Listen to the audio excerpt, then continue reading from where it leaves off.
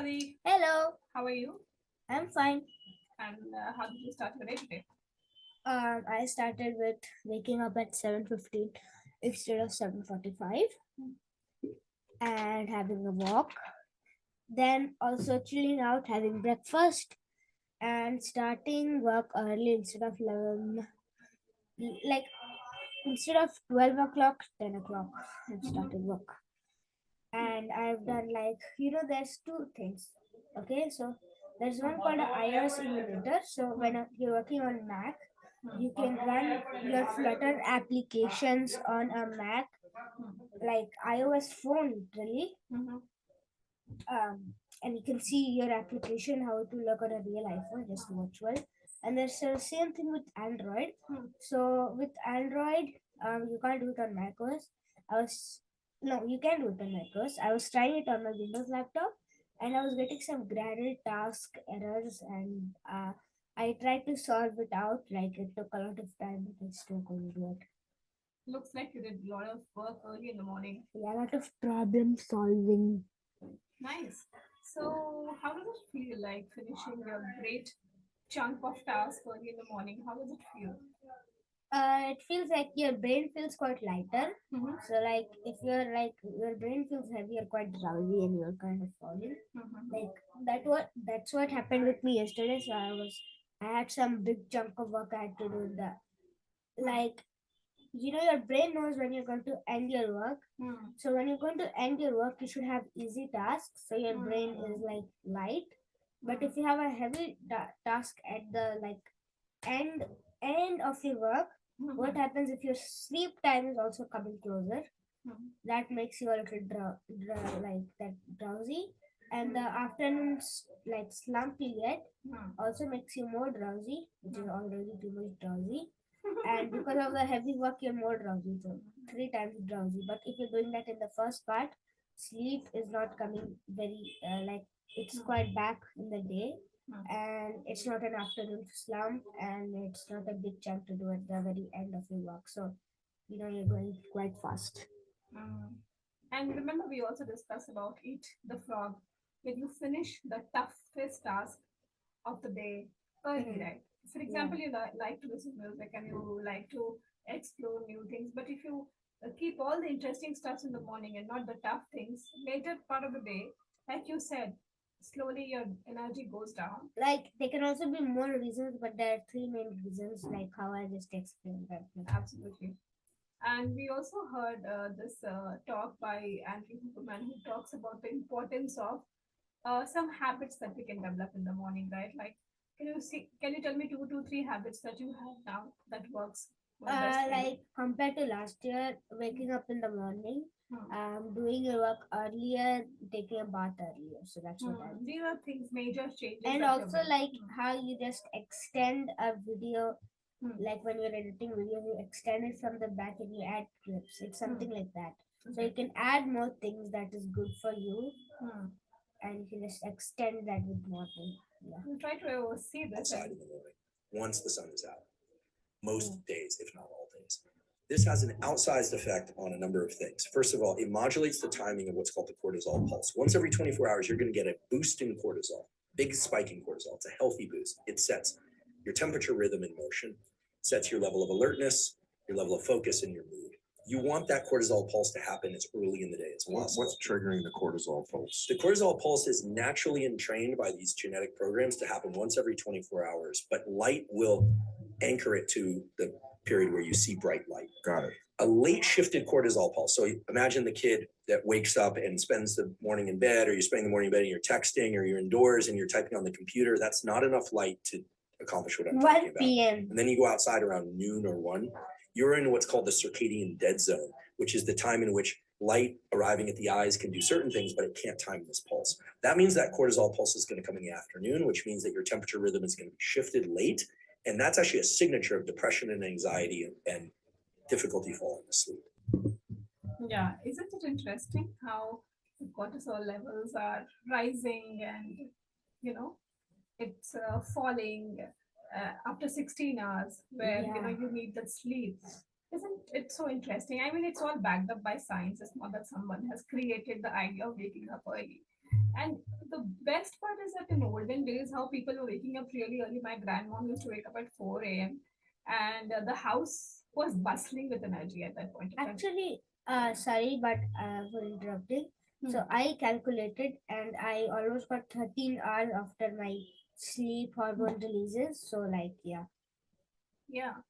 And if that doesn't work well, like he's, like and Huberman just explained, if you are going out and getting the sun in later part of the day, then your cortisol levels are getting higher later, right? Your energy is picking up later. And then You're so getting you're sleeping later because that sleeping later. hormone is released later. Yeah, and then the entire thing is messed up, right?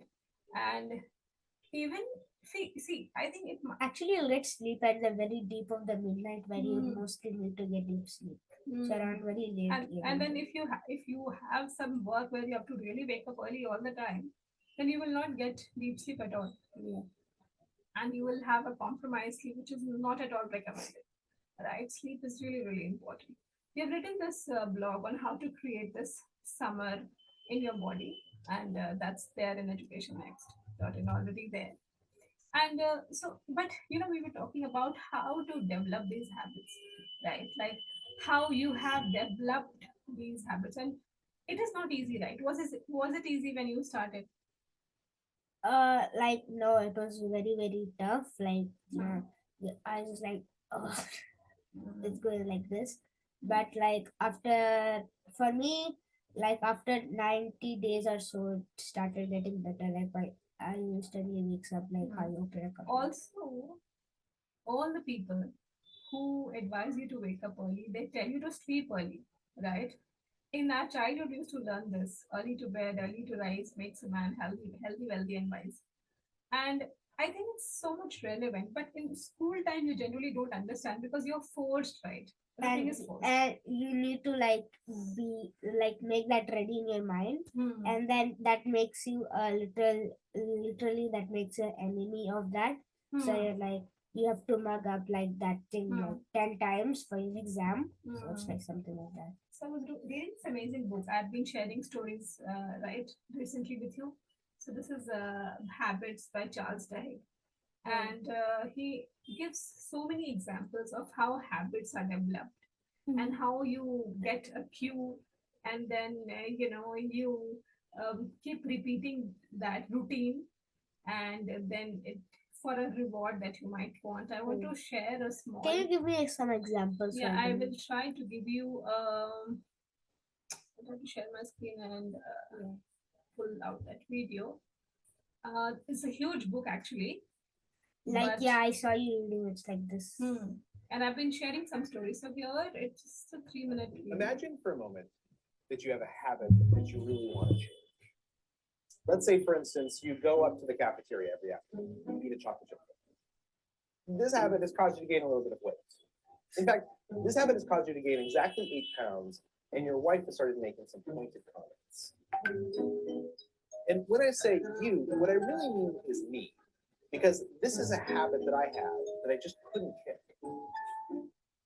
To understand why that habit was so powerful and what it would take to change it, I had to learn how habits work. Every habit functions the same way. At first, there's a cue, some type of trigger that makes the behavior unfold automatically. Studies tell us that a cue can be a location, a time of day, a certain emotional state, other people, or just a pattern of behavior that consistently triggers a certain routine. To figure out the cue for my craving, I spent a few days tracking exactly when the urge to eat a cookie hit. And what I noticed pretty soon was something interesting. The cookie craving always hit about between 3 o'clock and 3:30 in the afternoon. That was my cue. It was a certain time of day. The next part in the habit loop is the routine, the behavior itself. And for me, that was pretty easy to figure out. Every day between 3 and 3:30, I'd get this craving for a cookie. I'd get up out of my chair. I'd walk over to the elevator. I'd take the elevator up to the 14th floor. I'd get out. I'd buy a cookie, and then I would eat it while talking to my colleagues in the cafeteria. The last part of the habit loop is the reward. And in some respects, The reward is the most important part because that's why habits exist, so that we can get the rewards that we want. But Oh, figuring out a reward is kind of tricky. To figure out what reward was driving my habit, I did a little bit of an experiment. One day when the cookie urge struck, instead of going up to the cafeteria, I went outside and I took a walk around the block. Then the next day, I went up to the cafeteria, but instead of buying a cookie, I got a candy bar and then ate it at my desk. And then the day after that, I went up to the cafeteria again, but I didn't buy anything. Instead, I just talked to friends for about 10 minutes. You get the idea. What I was trying to do was test different hypotheses to figure out what reward I was actually craving. And what I figured out pretty quickly was it had nothing to do with cookies. So did you get that? I think that he wanted to chat with his friends. Like I'm guessing that's why he liked it. Liked to go No, out. so every time he figured out that every 3 o'clock he gets this urge to eat cookies, right? Yeah, And 3 to then 3:30. yeah, so he would go there, buy the cookie, and he's unable to break that pattern. But one day he decides instead of going and buying the cookie, he'll go for a walk. So he's breaking that routine. Okay. He's breaking that routine, and instead of going for the cookie, he goes for a walk, and then next day he even goes to the cafeteria, but he doesn't buy the cookie, he goes Yeah. and talks to his friends.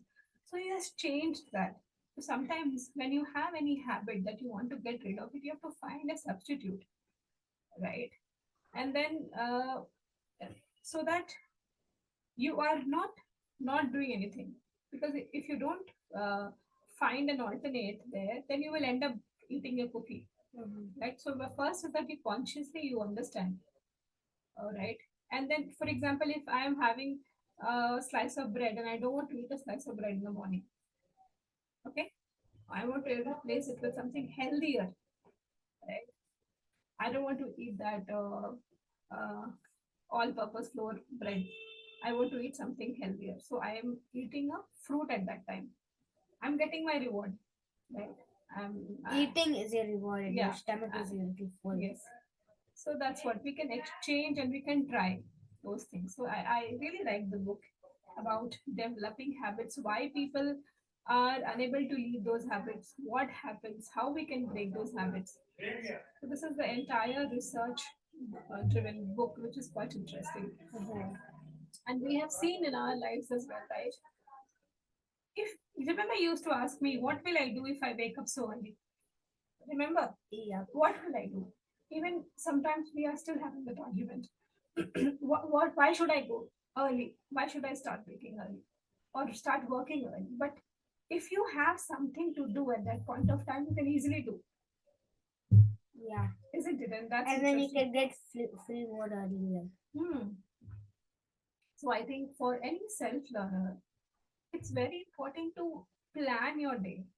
You know, Ali Abdal tells in his videos that even when you want to entertain yourself, even Ankur Bariku says, even if you want to entertain yourself, you know, you can put that in your calendar. Have a plan, have a sketch of how your day looks like. It shouldn't be very random and unplanned, because then consistency won't be there. Somebody will remind you, you will do, otherwise you won't do. But if you fix that this is the time I'm going to do this is the time, then your brain automatically creates spaces for these things, and then you sometimes when And you then you keep like how he gets reminded for the chocolate cookie 3 to 3:30. Like I can get reminded of I had to do coding from 3 to 3:10. I think for self-learners it's more difficult. For entrepreneurs it's difficult because they have the They have to agency. make their own Exactly. routine. But like if you're going to like something like school, they have like something made for you, and that's going on for I guess years. And I think that is the way most of us work like that. People cannot work if they do not have a job, because they will slump all day, they will be watching TV, they will be, and that self motivation is lacking, right? But I think people who are homeschooling or kids who are self learning or doing their side hustles or freelance work, they have to motivate themselves. They have to understand productivity, and that is why you will see that there is a rise in the people who are talking more about productivity, right? Ali Abdal talks about it, or Sahil Group talks about productivity, Ankur Waripu is talking. All these people who have become very popular around the COVID time, because now people have to figure out how to spend their day. It's not easy. When you're going for a job, you can work 9 to 5, you can come back home, relax, chill, you don't have to work. There is no internal motivation there. Because externally, you will have to go Sunday, you will chill. But for us, for freelancers like us, for us, work doesn't feel like work, right? It's like part of our life. Do you feel that way? Yeah. You don't say, I have a exam, so I am studying. You never say that. Yeah. Anytime you will be able to learn a skill, and I think that's also linked to lifelong And learning. like there's sometimes your self learning is also different. Hmm. Like the reward you're getting is everything is not same every day. Hmm. So it always keeps changing. So like if it's a school you're going to learn the same subjects. Hmm. But for a self learner, if I explore something like a new topic, Hmm. it will be like fun because I'm not getting to learn the same thing advanced every day again. Like or if I learn something else this day, like it's a little different. Like every day is a little different. So you can't think that today it will just be like this. And I think for anyone, if you want to become more productive, uh, this is one of the best ways, isn't it? To have a set of things that you want to accomplish and work on it. It's not about, being forcefully sticking to something, right? But until you explore, you will not know you like something or you don't like something. But if you have an organized way of doing things, I think you're more productive. That makes sense, isn't it? Does that make sense to you? Yep. And like we discussed, this is not something that we have just, we have come up with this idea. From olden time, that's how things used to work. People used to work in the mornings, and evenings were, pretty relaxing. That's why Yeah. they say don't, take too much light. Matthew Walker talks about how to develop sleep routines, where he says don't expose yourself to too much light later part of the day. Don't watch your screen before bed. And if you can Yeah, consciously do that, because that is breaking your system of sleeping.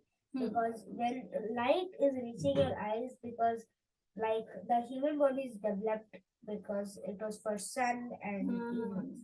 So when light hits your eyes, your brain gets a sort of a message that it's your eyes sends sort of a message to your brain that it's morning, and then you function like it's morning and you're more active than how you should be done. do you remember the name of that person who we watch on? Matthew Walker?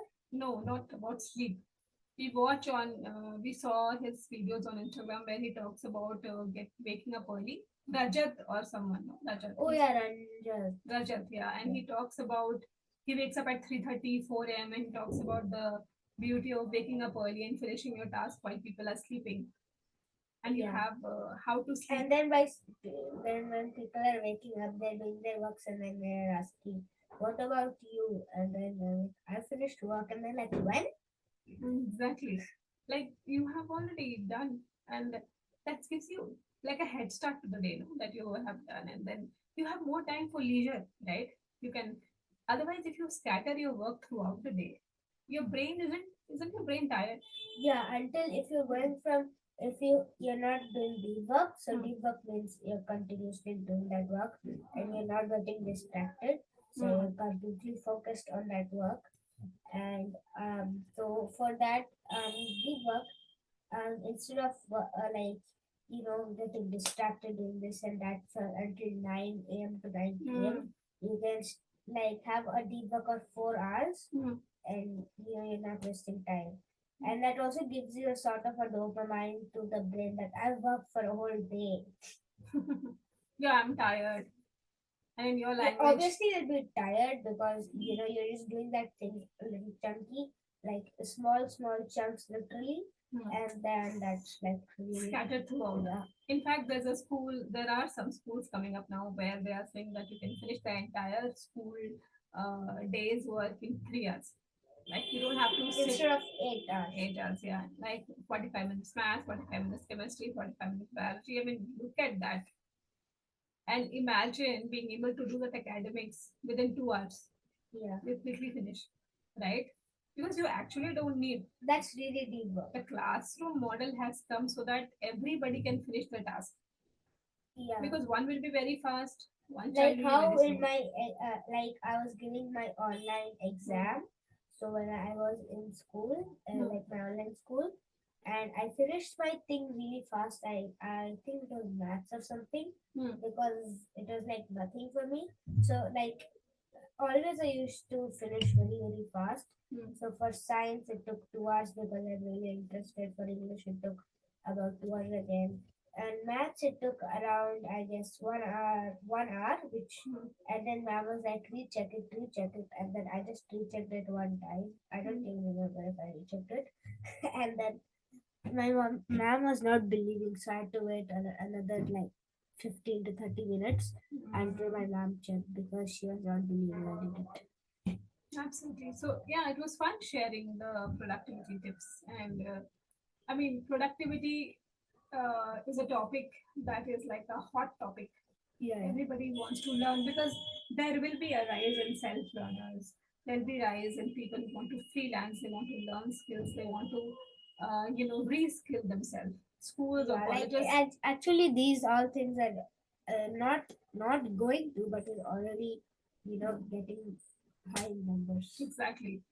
And more people would like to build skills that will help them sustain individually, not because they are part of this company or because they have done this degree. I think more people will Like actually before jobs used to be you need to have a bachelor degree, you need to have a bachelor's at whatever. And then these days when I'm seeing jobs, you just need the work requirement, right? You don't need the like yeah, you don't need the uh degree to do anything because you just need to do the work. Why you need like degree? So that's like weird. degree is also like signaling that, hey, I have this degree. And I have this. I came from this rich university. It's like a signal, right? I've gone to this college. But when it comes to skill, the companies say that young people who are coming to the job, they hardly have soft skills. They hardly know how to work. And they are ready to teach the hard skills. They will teach you how to code. They will teach you how to use the tools. But the ability to learn, the ability to, fight your problems, the ability to, think creatively can only be when you are a self lifelong learner, isn't it? Yeah. So thank you, Ali, for being here, and we had an amazing chat. And thank you, everyone who's listening to the podcast. And if you have any And questions, also please like, subscribe, and for more videos like this, you can check somewhere up here. yeah, and if you have any questions, like I was saying, you can put the questions in the comments, and we will also put the links to the blog that we were talking about so that you can have a look. All right. See you. Bye bye. Bye.